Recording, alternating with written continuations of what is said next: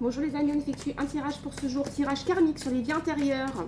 Alors, où ça s'est passé s'il vous plaît? Bon, j'ai trop de cartes là. Alors, durant le printemps, après un incendie,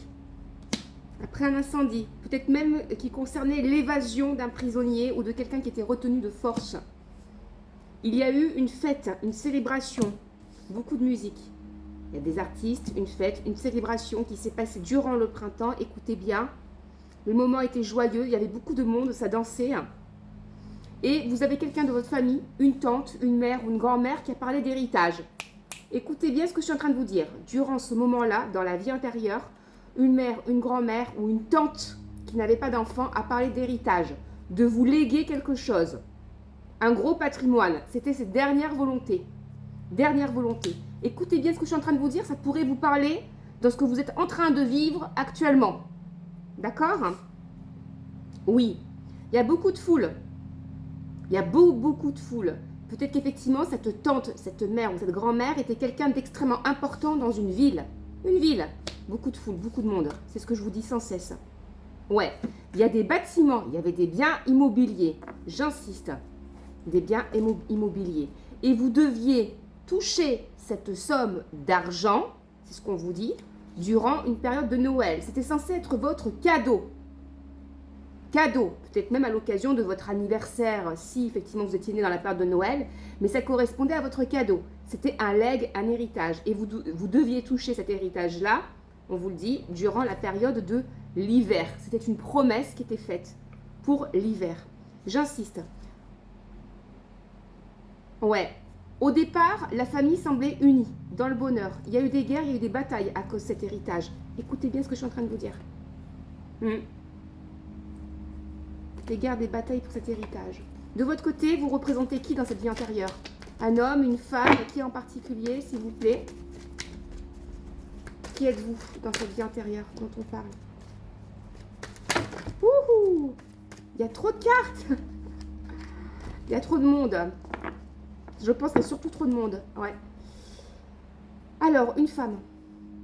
Une femme qui a perdu un enfant. Peut-être que vous étiez même l'enfant caché de cette femme. Écoutez bien, peut-être que vous étiez l'enfant caché de cette femme. Peut-être que vous étiez un enfant dont on a dit que vous étiez mort ou morte née. Et votre mère a pu vous retrouver. C'est peut-être une mère qui vous a retrouvé, qui était importante, qui était connue, ou qui était une fille de noble, et qui a voulu vous laisser un héritage pour vous reconnaître. Parce qu'on dit sans cesse qu'à l'accouchement, il y a eu un accouchement tragique. On a fait croire que vous étiez mort ou morte. J'insiste, hein. Oh là là. C'est ce qu'on dit, hein. Parce que, je vous ai dit, il y a trop de gens, trop de monde qui voulaient sûrement un héritage familial. Ouais. Famille dans le luxe, famille dans le luxe. Donc vous venez d'une famille qui est une famille de nobles, une famille qui est dans le luxe, dans la vie antérieure, où on vous servait, une bourgeoisie, avec une vie abondante. C'est ce qu'on dit, hein. Et votre mère, voilà, cette mère dont on parle, a passé des années à chercher à être soulagée au niveau de son corps. C'est sûrement quelqu'un qui n'a pas pu avoir un autre enfant.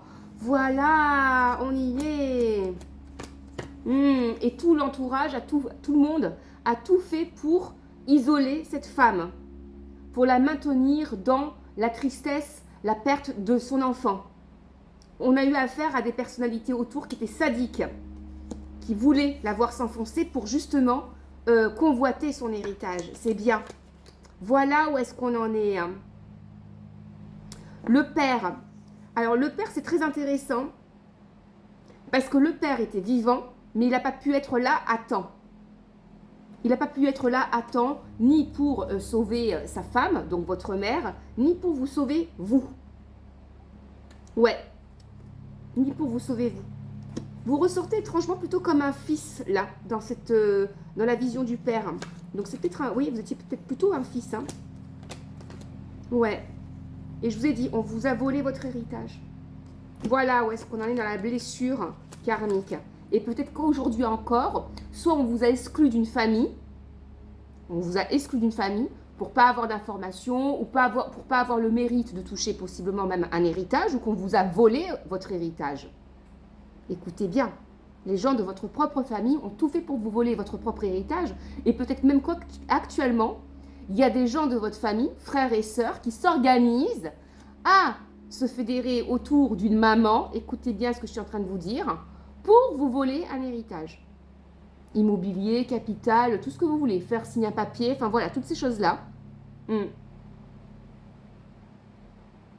Vous êtes encore dans un lien familial dans cette lignée karmique. Donc là encore, on vous a renvoyé au sein de votre propre famille pour solutionner cela, pour rechercher, pour connaître la vérité. C'est ce qu'on me dit. La vérité, la vie de vos ancêtres. Je vous ai dit, vous ne venez pas de n'importe quoi, n'importe qui. Vous devez accepter de vous marier. Il y a beaucoup de choses qui vont sur la réparation karmique grâce à un mariage. Peut-être même pour retrouver votre statut d'autrefois. Cette réparation-là, puisqu'on vous a spolié, on vous a volé, on vous a mis de côté. Vous devez actuellement récolter des informations. Je vous ai dit, des informations. Donc l'ennemi, ce n'est pas véritablement là, dans ce tirage-là, ce n'est pas votre autre, ce n'est pas votre homme ou votre femme. Votre ennemi, il est à l'intérieur de votre famille. C'est plutôt un ou des membres de votre propre famille qui actuellement pourraient être susceptibles de tout faire pour vous éloigner, pour vous spolier. C'est ce que l'on dit. Ouais. Et donc, vous devez chercher une information auprès d'un avocat, auprès de quelqu'un de savant, d'érudit, d'intelligent, peut-être même qui a un savoir, un doctorat, un savoir sans limite, de façon peut-être même à anticiper les choses, de connaître vos droits. Il y a beaucoup de regrets dans cette vie antérieure.